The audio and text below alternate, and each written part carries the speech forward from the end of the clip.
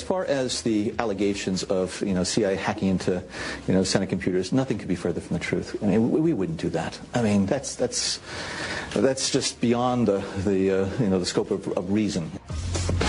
Yeah, when John Brennan speaks, completely just take him at face value.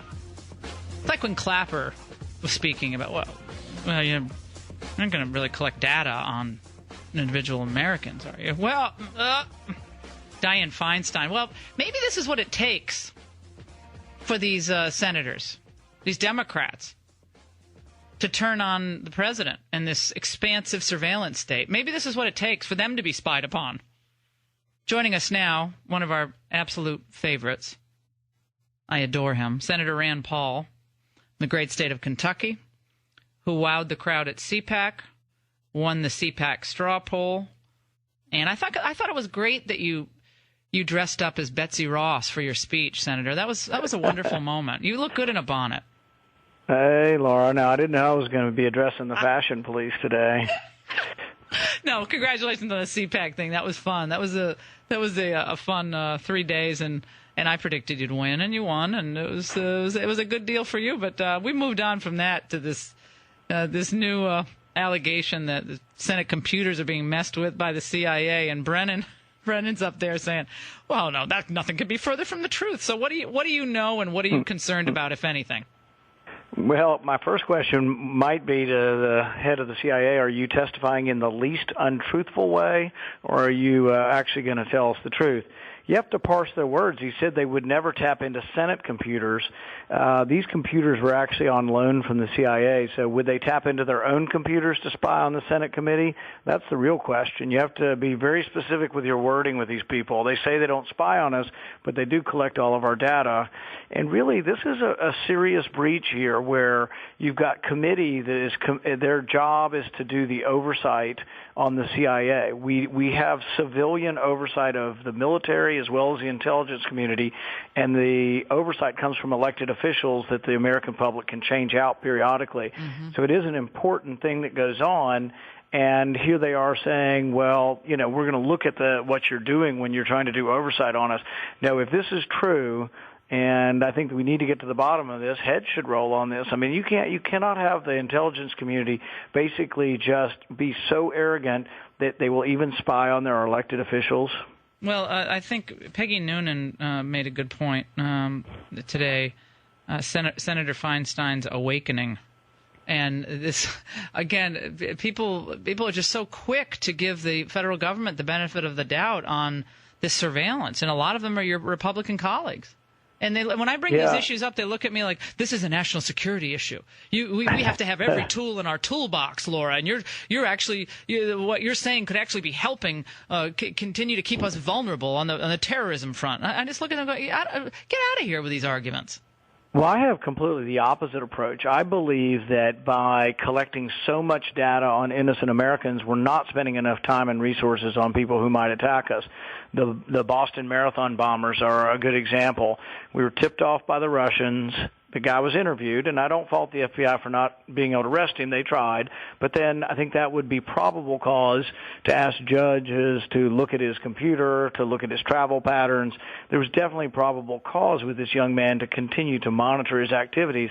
And yet we didn't know he flew to Chechnya. We didn't know he was putting up YouTubes called terrorist tapes. We didn't know he was communicating with a radical imam. There's a lot of stuff we didn't know, and yet we're spending a lot of resources housing billions of bits of information in a secret place in Utah. Yeah, and we have tens of thousands of people who have overstayed visas who are just here working, and apparently many of them we don't know where they are. So this is another issue. I mean, we have all these student visa people, and a lot of them are good people, I'm sure, but, they didn't extend their visa. They don't have a work – they're just gone. I mean, maybe they all have great intentions. Maybe they don't. But it seems like There was a program after 9/11 that George Bush put in place called the End Sears program. Yes, I remember. And it took 25 countries that were at high risk for attacking the U.S., that had jihadist movements and active anti-American sort of terrorist planning cells there. And they said to those countries, we're going to do extra scrutiny on you, the students that visit us, as well as citizens who travel to our country. And I think that's what we need, is extra scrutiny on people who, basically fit the profile of people who have been attacking us. And unfortunately, what happened is that President Obama got rid of that, and in its place instituted a program to basically collect all of every American's phone records. We're talking to Senator Rand Paul here on the Laura Ingraham Show. He is rattling the cages of the establishment on a number of issues. Wins the CPAC straw poll, which, remember, Romney won the straw poll in 2012, and your father won the straw poll, I think once or twice. I can't remember. He won at least 2 times, I believe, at CPAC. And the folks at CPAC tend to, and especially in off years or midterm election cycles, they kind of take a second look at the establishment and think, okay, what have you done for us lately? On the issue of foreign policy, that's been in the news a lot lately with the Ukrainian deal going down. Ted Cruz said something to ABC that I want to hear your reaction to. I'm a big fan of Rand Paul. He and I are good friends. I don't agree with him on foreign policy. I think U.S. leadership is critical in the world. And I agree with him that we should be very reluctant to deploy military force abroad. But I think there is a vital role, just as Ronald Reagan did. And he's kind of echoing what Chris Christie has said about the dangers of isolationism. And that's going to be the brand that they try to slap on you. If you start getting some real traction nationwide, and you're the isolationist, guy who wants everyone to be out there smoking pot. I mean, they're gonna. That's how they're gonna argue against you. I guess I don't think it's appropriate to try to mischaracterize my views. I grew up in a family that my dad was a Ronald Reagan delegate. I met Ronald Reagan as a teenager. We've always been fans of peace through strength, supporters of the idea that we should have the strongest, most capable military in the world, that the number one priority under the Constitution is national defense, and it always will be, and that'll always be my priority as a senator. And so I object to people sort of trying to categorize what my foreign policy is. And Reagan was a more nuanced character than many people make him out to be.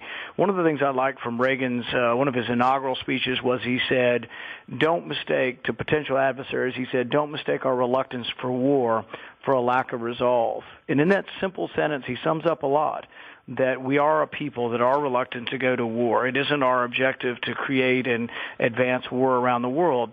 But don't mistake that for a lack of resolve, that when called upon, we will resist. Make no mistake that if a 9/11 happens, that there will be a significant penalty to pay. And I think that that's something that people need to know with regard to my foreign policy, is that, the response we made on 9/11 to go in and say to those in Afghanistan that were organizing and sending people to attack us, we will not tolerate that. And without question, the world needs to know that. One of the things that I've focused on really since '96, when I first started getting into the media and leaving formally the practice of law, was this challenge that we're clearly in the midst of from China on the geopolitical stage. And every economist out there believes that if we're on the trajectory that we're on, and we're on not a great one economically, that it's only a matter of time before China's economy ultimately overtakes ours. In my mind, it's really important for anyone seeking national office to tell us how he or she will attempt to turn around what seems to be the inevitable for the American economy vis-a-vis China. How would you tackle that? I think it's not an easy question and not a simple answer either, but I think there is a role for tying trade to behavior. And I'm not talking about, closing off trade, but I am talking about when trade is expanded or trade is given privilege, that it should be contingent upon behavior. Not only sort of economic behavior and getting away from manipulating currencies, but also with regard to North Korea. I think China can have a great deal of effect in reining in North Korea. North Korea probably doesn't eat without China's help. And so I think China should realize that the benefits of trade also come with responsibilities. And I think that a leader that recognizes that and can talk with a surety to both China as well as Russia with regard to trade can have and can influence the outcome of behavior. Do you think a rising China is something we should be concerned about? Well, there's good and bad to everything. And so, like, when you go What's back the to good trade there? and you see... Well, I think one of the good is that prosperity in all countries makes us less likely to go to war. And for the most part, trade and interaction with other countries makes us less likely to go to war. So, the same Cold War that was going on primarily with Russia, there was a Cold War as well with China. China is more capable than they ever were before, but China is also interconnected to us and tied to us in so many ways that, I'm not one who says, oh, trade is bad, even with people who aren't necessarily our friends. Right, well, we didn't trade that much. I mean, I lived in the former Soviet Union. We had very limited economic engagement with the former Soviet Union. We didn't go to war with the Soviet Union. We had a huge uptick in trade over the last, since we were so hot on China becoming a member of the WTO. We were so in favor of that. because China is now going to be held to account, and they're not going to violate these rules, and it's going to be a win-win. And we've lost millions and millions of jobs. China has seen its economy just take off. They have some problems, but they have huge economic upside as well. And I think a lot of the people in the country kind of look around and they said, yeah, we get a lot of cheap stuff at Target, a lot of cheap clothes and stuff like that, but my wages aren't going up. And in the end, trade is supposed to be good for us, the people. I think ultimately you do hit a point that is very sensitive and also resounds throughout the American public, and that is about good paying jobs, good manufacturing jobs. But there are ways that we can try to create those at home. Some of these jobs aren't really, $1 an hour jobs that are escaping us. If you work on a pipeline, the Keystone Pipeline, we're talking about a $20, $30 an hour job. So there are ways to create. Most energy jobs are good paying jobs. They're not minimum wage, and they're not going to be lost to cheap labor in Vietnam. So really one of the ways to get jobs in our country is to free up energy. It also can help our foreign policy in the sense that if we were exporting oil and natural gas to Europe, Europe would be less dependent on Russian oil and gas. Right. And so there are a lot of things that can be done through that. Some of that can be done by the president, some by Congress. There are a lot of ways that we can help America to grow jobs. There's $2 trillion worth of American profit that resides overseas. It won't come home because we punish it to come home. We tax it too much. Right now, to bring American profit home, it comes home at 35%. I would change that and let them bring it home at 5%. That would create millions of jobs. The other thing I would do is I would do exactly what Reagan did. Instead of like what half these folks in Washington want to do, revenue neutral tax reform will do nothing for us. I would dramatically lower taxes like Reagan did. 20 million jobs were created in our country because of Reagan taking the bold position that lowering taxes for everyone is good for the economy. Just saw this. This is website. I think your staff probably is onto it, but it's the World Trade Online. It's a very informative website about what is happening in U.S. trade relations with other countries. And the numbers just came out. I mean, literally, this is just broke. The U.S.-Korea trade imbalance, okay? People don't think of Korea as not an enemy of ours. Obviously, we're talking about South Korea, a great ally. But we did this big trade agreement, 2-year anniversary of the big trade agreement we passed. You guys signed, you guys ratified. 2-year anniversary this week. And our bilateral trade deficit during that period has increased by more than half due to an overall export drop from the United States between 2011 and 2013. So Korea's exports have increased, huge, into our country. Ours cut basically by half. These are, I mean, no one ever talks about this, Senator Paul, and you're one of the few people out there who is willing to have a real conversation about foreign policy and surveillance and issues like these are just facts, right? And so I think there's an enormous opportunity for any politician, who cares what political party you're from, on these issues, whether this is working for us.